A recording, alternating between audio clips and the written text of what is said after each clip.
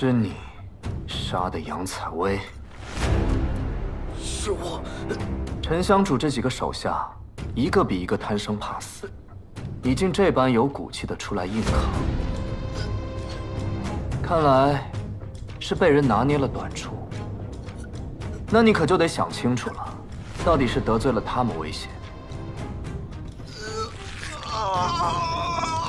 还是得罪我更危险？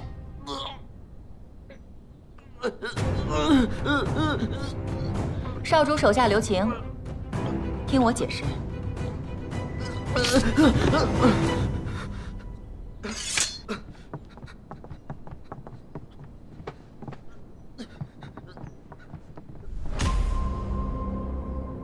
原来是你啊！这百花宫何时开始当县衙做事了？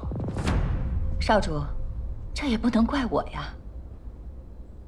前几次宗法大会，你都没有出面，只是派人传话，说要对付潘大人，让我们不要插手。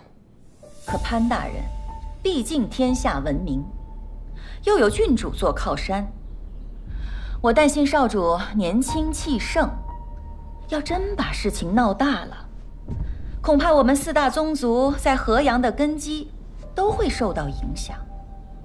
所以我想牺牲一个叛徒的下人，去换得争端平息，大家和平相处。少主，你不会怨我吧？没想到公主这般为我考虑，那我自然还是要谢谢您老人家了。少主客气。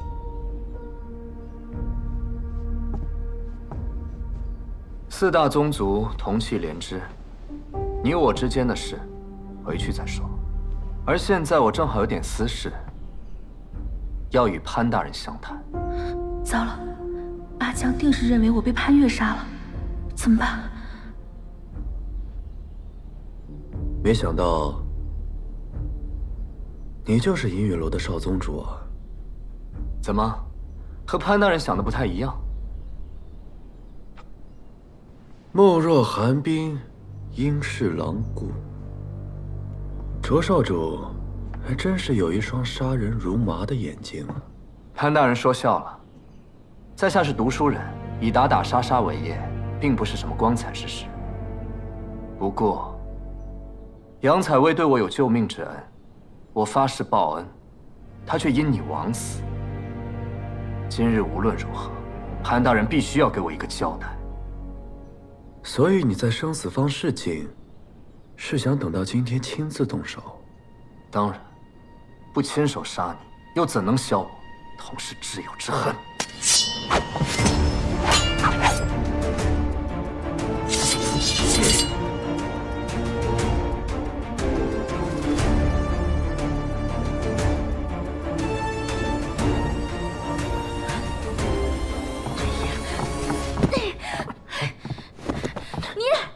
你这个有2两热血就上头的混混，你少在这撒泼！你别以为你什么都知道，我警告你啊！你要是敢冤枉好人，滥杀无辜，你那死去的朋友，他从地底下，他爬都会爬出来找你算账。上官芷，你先别说话。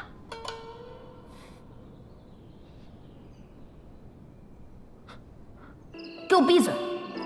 你这个只有2两热血就上头的小混混，再不给你包扎你就死了。你刚才说什么？你这个有2两热血就上头的混混，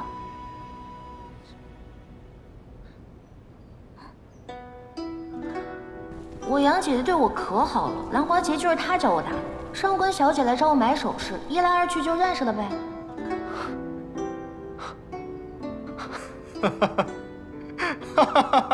阿江又发什么疯啊？你到底认没认出我啊？上官小姐，果真是胆色过人。方才的一番直言，振聋发聩。刚才确实是在下鲁莽了。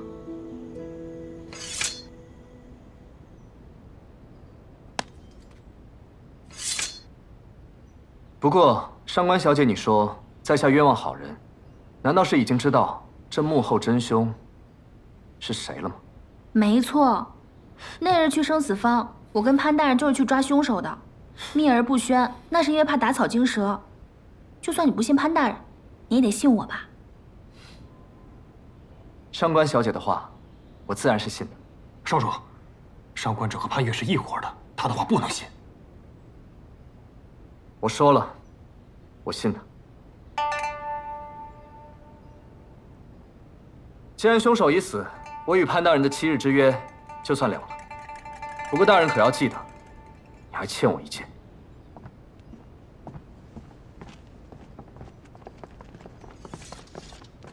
不是走了？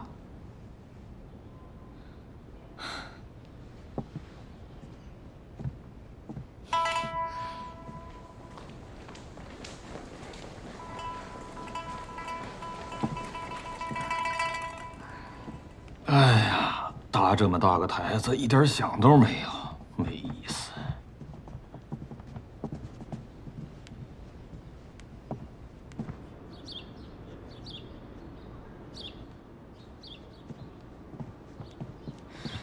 我刚才那么一闹，他定然又会嫌我多事，说不定还会以此为借口赶我出县衙。不行，我得想想办法，先发制人。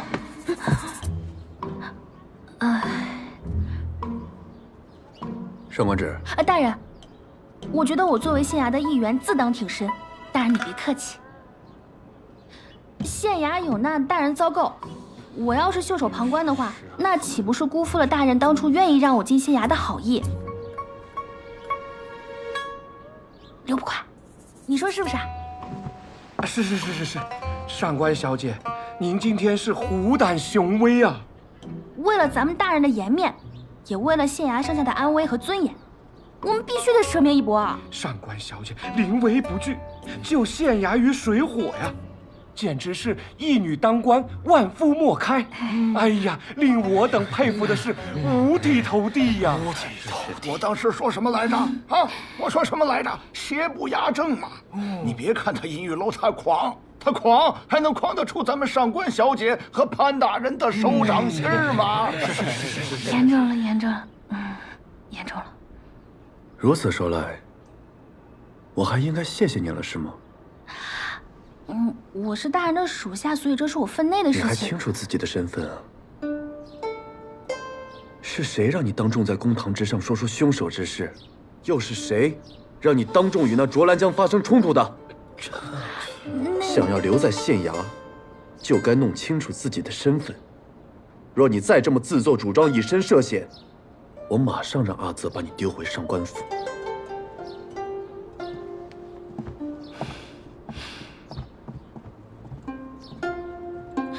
意思是他不计较了。多谢大人。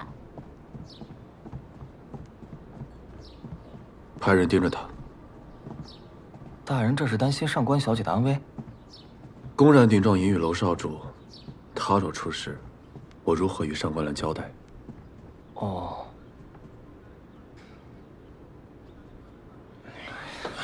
李胖，李胖，你干嘛呢？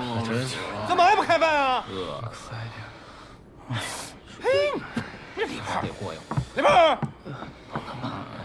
干什么呢？李胖，饿死不成啊！哎呦，我去好了！哎呦，这是怎么了？这是？去看一下，去看，走。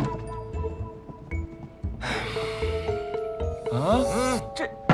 这定是卷了采买的银子跑了呀！哎呀，我就随便说一说，他还真跑了。那关键咱们中午吃什么呀？对呀，哎呀，对呀，饿着我们不要紧，饿着上官小姐事儿可就大了呀。是的。我饿一顿没关系，我习惯了。那怎么能行呢，小姐？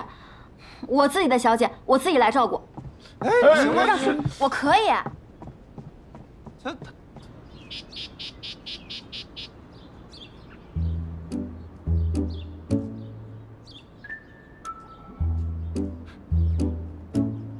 不是，陈三儿，看着比那李胖做的强多了。这看起来是不错，这不知道吃起来是什么感觉。哎，那你替大家尝尝。我来试试。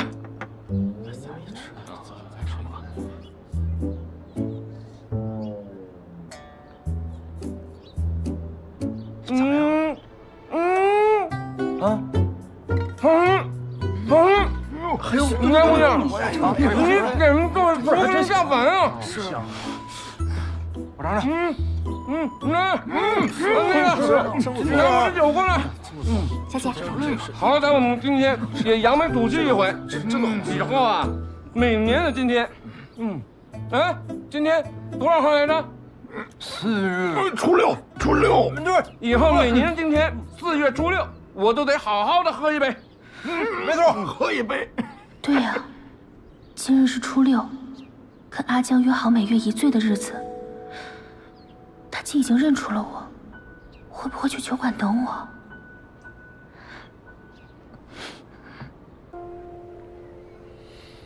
少主，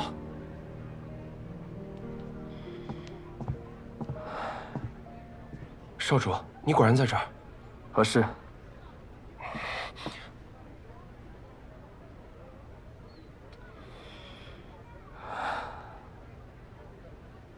这帮老狐狸，今日这热闹没能如他们的愿，又要喋喋不休了。少主，行了，我又没说不去。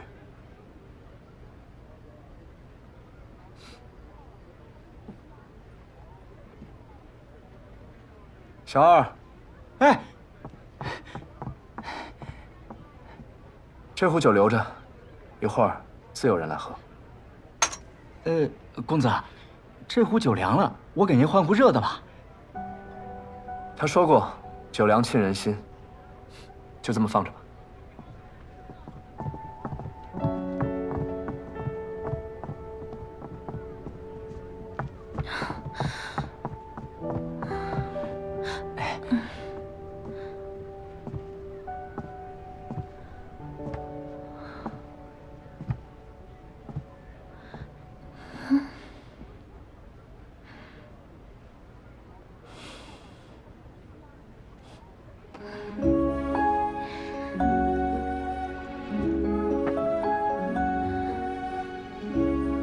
知我者，莫过阿江也。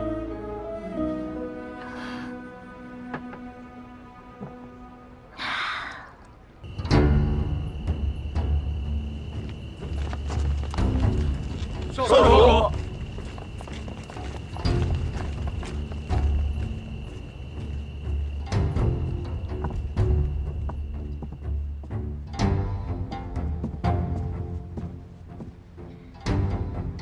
姐姐，卓少主人已经到了。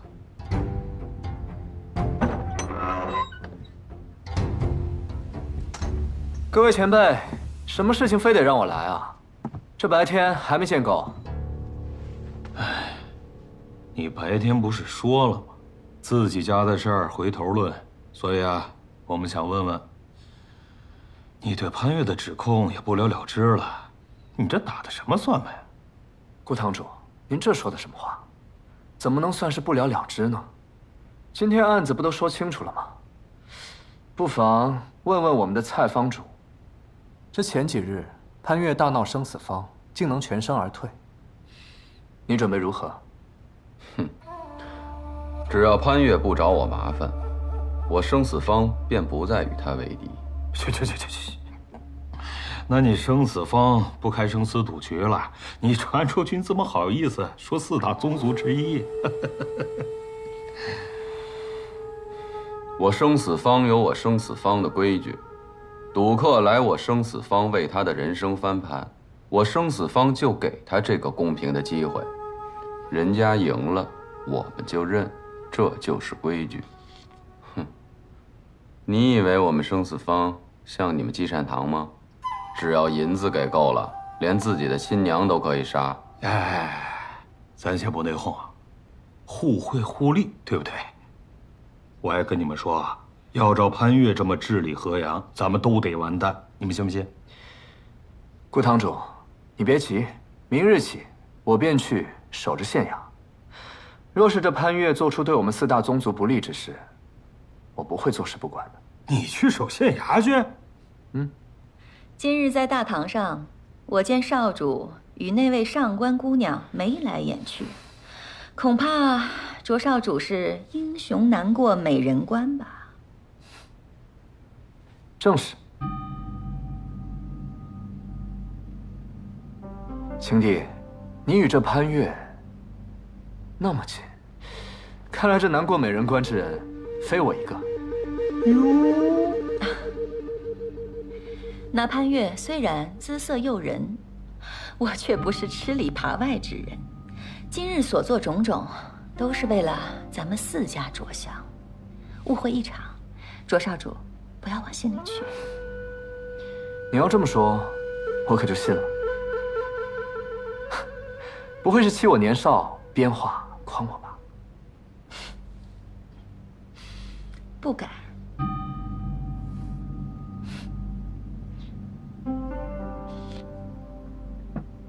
行了，我回去睡觉了，各位自便吧。哎，怎么这就走了呢？切！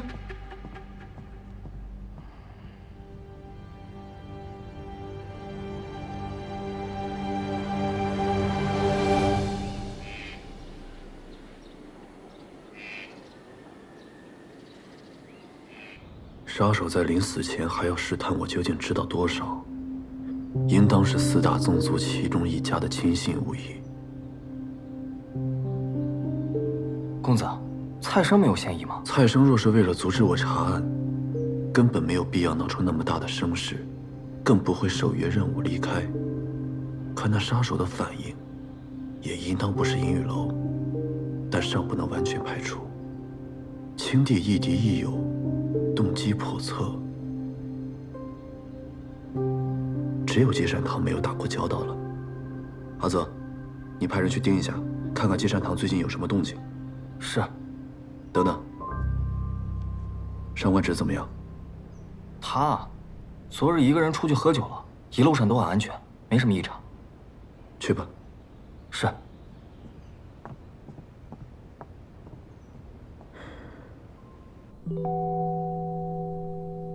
这令牌上的6到底是何意？水波纹组织在河阳经营已有10年，这么多年不可能没有留下任何线索，不妨去当房看看。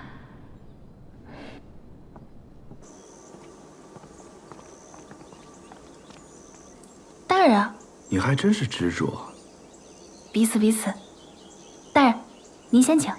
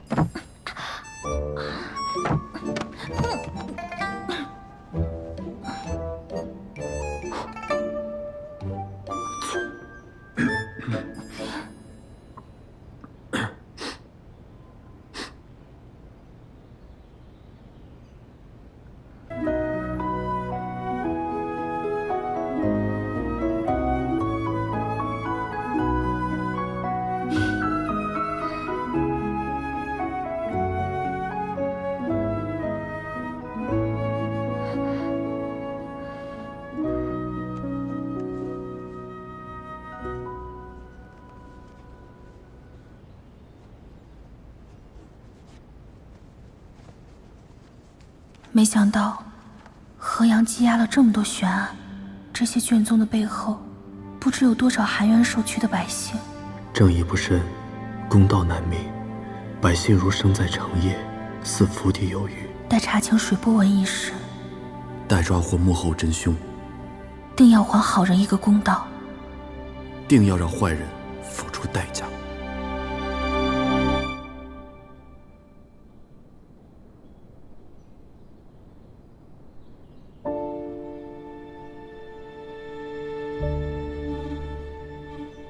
杨采薇，杨采薇，杨采薇，少主，少主，打听到了，杨姑娘她死了。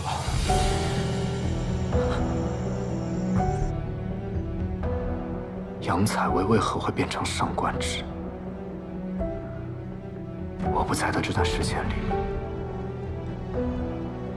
你到底发生了什么？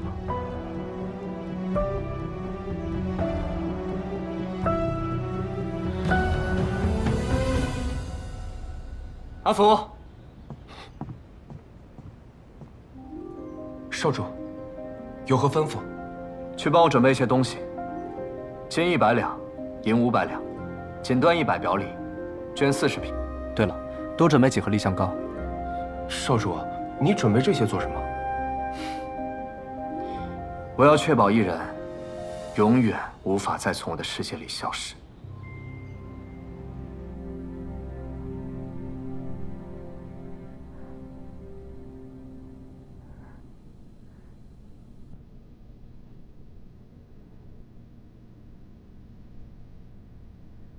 若是累了，不必勉强。谁累了？怎么会？我精神好着呢。大人若困了，可以先回去休息。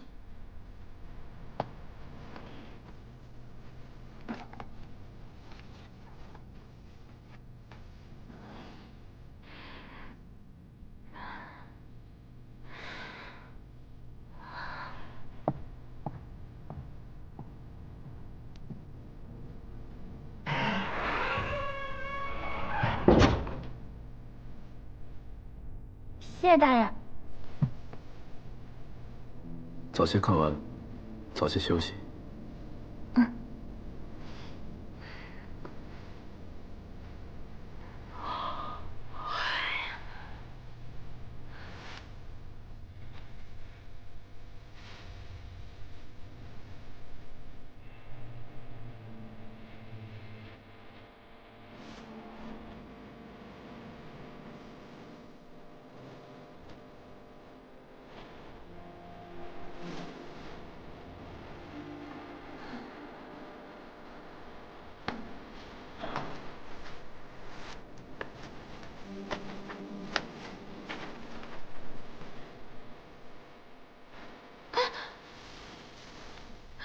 你看这儿，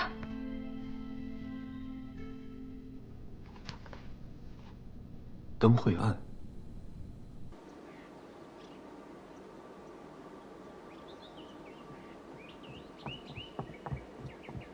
大人，问你一事，河阳有一至今未破的悬案——灯会杀人案，你可还记得？记得，当时此案闹得沸沸扬扬，正是属下经手调查。我看卷宗上记载，在凶案现场有发现一块令牌，那令牌如今何在？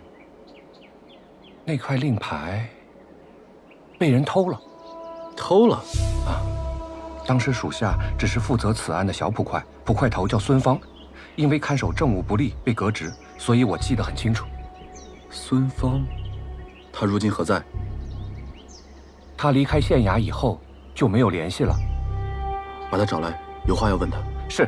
等等，此事低调，切莫声张。明白。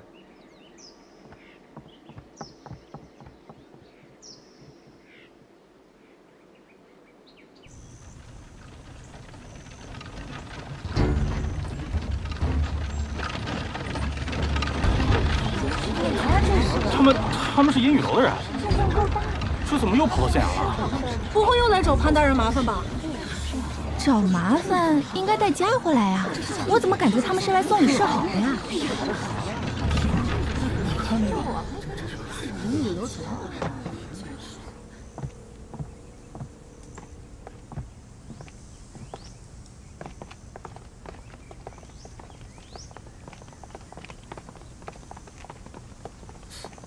他又来这里做什么？不知道啊。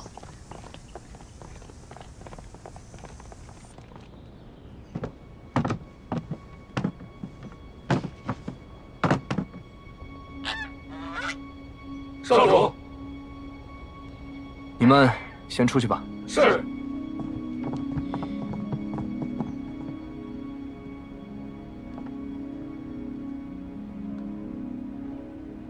阿福，把桌子往外拖一下。是。就这样吧，阿福，你也先出去。好。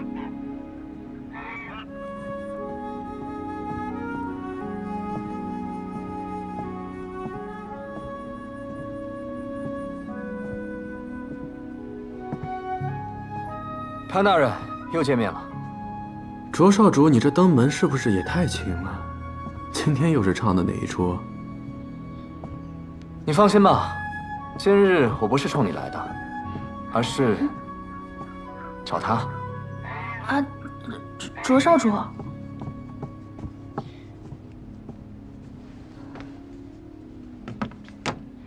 昨日上官小姐临危不惧的身姿，令我见之不忘，思之如狂。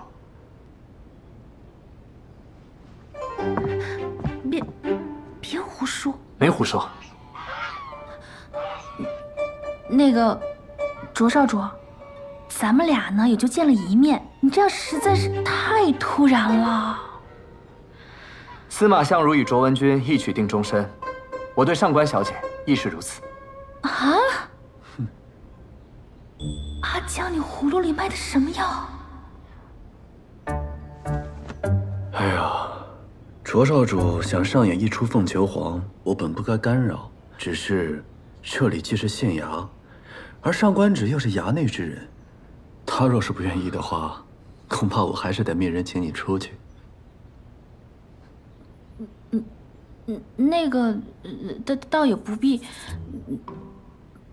那你是愿意了？啊。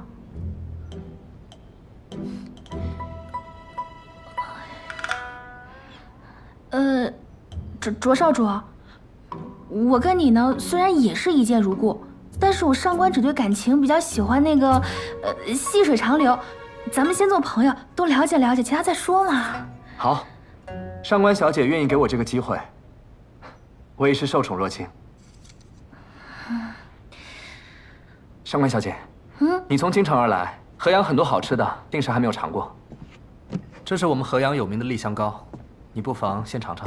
那真是太好了，看了一晚上卷宗，还没吃早饭呢。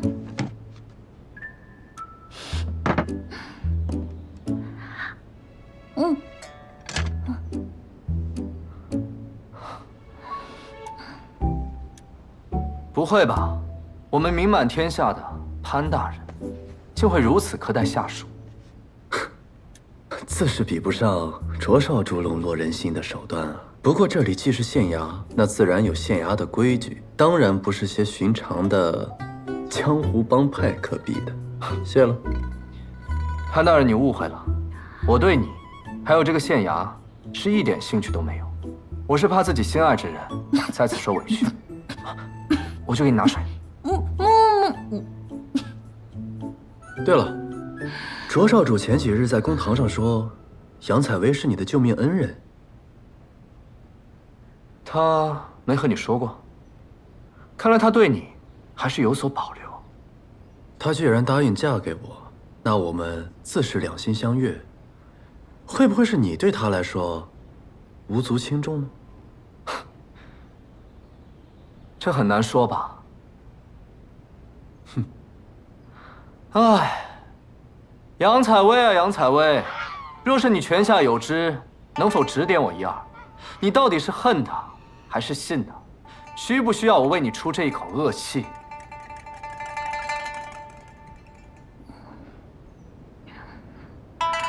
那个，卓少主，我听说杨姑娘是一个追求真相的人，所以我相信她一定很想知道幕后真凶是谁。有道理，那还请上官小姐给我指点一二，告诉我这幕后真凶该从何查起。查案之事乃是我县衙之务，就不劳银雨楼费心了。上官小姐，你怎么看？我怎么看？我怎么看啊？既然上官小姐为难，那我便不问了。不过上官小姐有任何事情，只管吩咐，我卓兰江定当义不容辞。还有，我的一片真心，还望上官小姐能够再考虑考虑。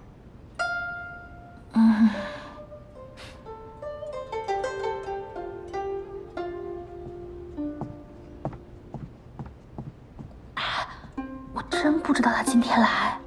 你自己的私事嘛，你自己处理，只是莫要因私害公。还有，召集所有人，半个时辰之后在这里商议案情。啊？什么乱七八糟的，把它收了。啊，我收。还有半月，便是夏至。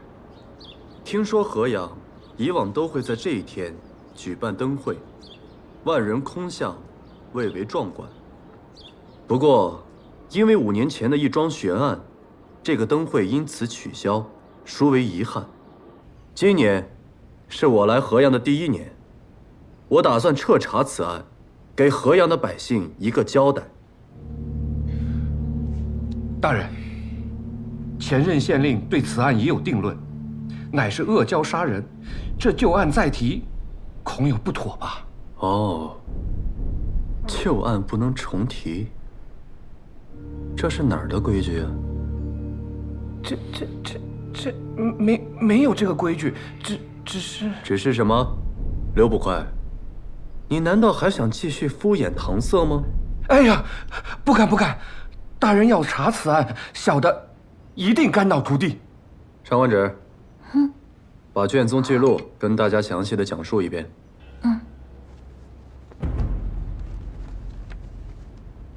河阳傍水而建，传说水里潜有恶蛟，因受伤没有化龙入海，恶蛟状如蛇，手如虎，长至数丈。看见岸边嬉戏或行舟之人，会将人拖至水边，吮其鲜血，血尽方止。故而每年夏至，河阳举办盛大灯会进行祭祀，祈祷恶蛟飞升化龙，不再危害河阳。灯会渐渐演变成老少尽欢的一个节日。然而，5年前，灯会上发生了一桩凶案，尸体于河边树林发现，经仵作验尸判断，是枪血窒息而死，伤口在天突穴，深2至3寸，就像被野兽的利齿所伤。但奇怪的是，伤口切面平整，且呈蓝紫色，而伤口周围却肤色苍白，没有一丝血痕。现场没有发现拖拽或者搏斗的痕迹，死者似乎没有任何抵抗。官府查了一番，没有结果。孰料第2年灯会，又死了一个人，死状与1年前的死者别无二致。此后流言四起，人们都说是恶蛟所为，他勾魂吸魄，让看中的猎物自行来到偏僻处，然后噬人鲜血，致人死亡。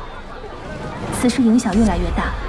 第3年灯会，县令派出大量人手潜伏人群，试图抓捕凶手。本以为万无一失，可是当天却接连死了3个人。发现尸体的地方虽然偏僻，但距离热闹处不足10丈。灯会上的游人却没有听到任何的打斗喊叫之声，百姓们愈发觉得此事非人力所为。回家吧，快走吧，你走了别谈了。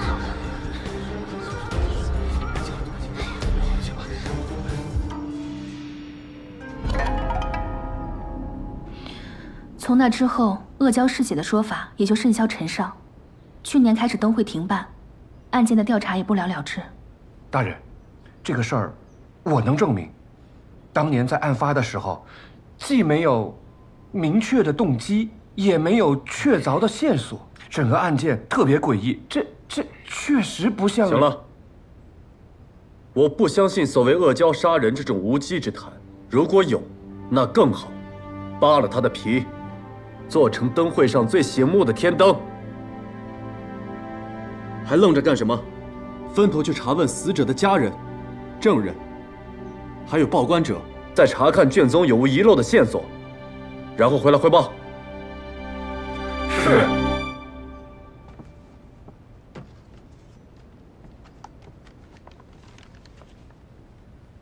那我先去询问灯会案第一个死者强叔的2个女儿，上面说他们在银宇街卖冰饮。哎呀，你说说这，没法整。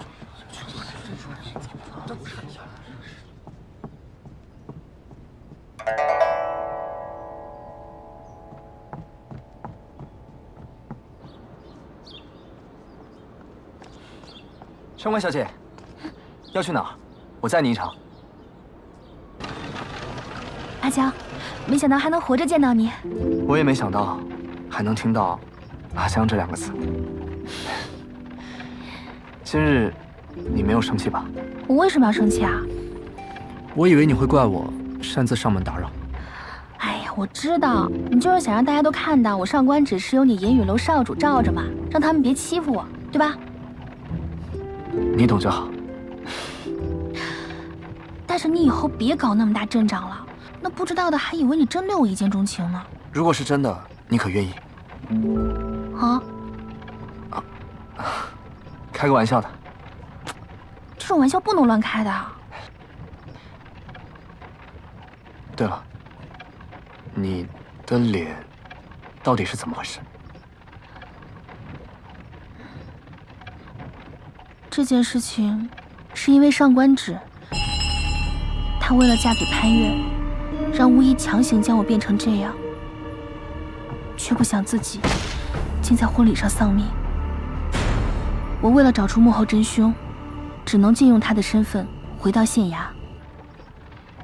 倒是你，怎么我3年前认识的小混混，如今摇身一变，成银宇楼少主了？所以你愿不愿意跟银宇楼的少主做朋友呢？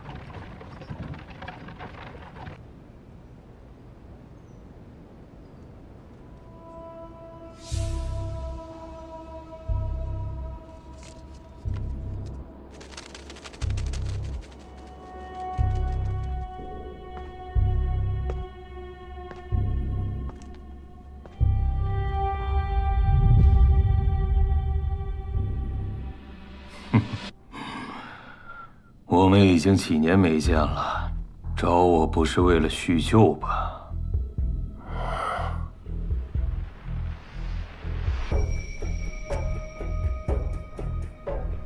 为了他。